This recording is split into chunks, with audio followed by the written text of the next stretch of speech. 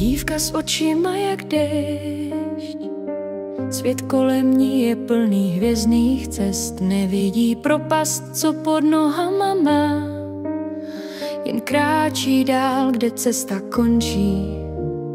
Neví, že na konci cesty je sráz. Stůj a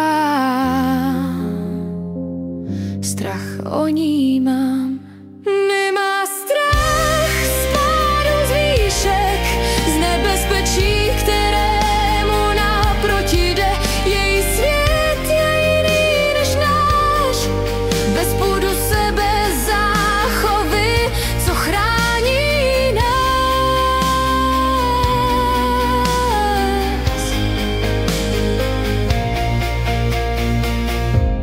Na okraj skály běží, jak vánek svěží.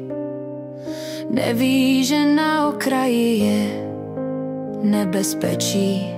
Neví, že tam končí její život. Mámu nikdy nesmí opustit dělost, nikdy mě nesmí ochromit lenost.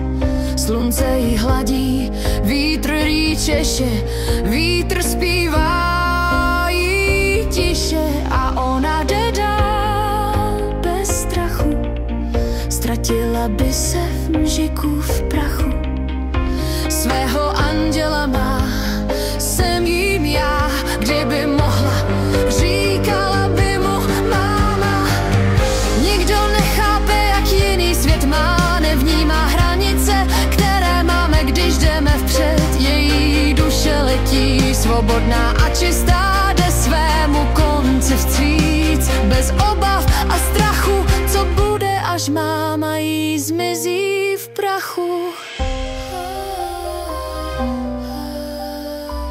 Dívě mít a v duši, ať může dál snít.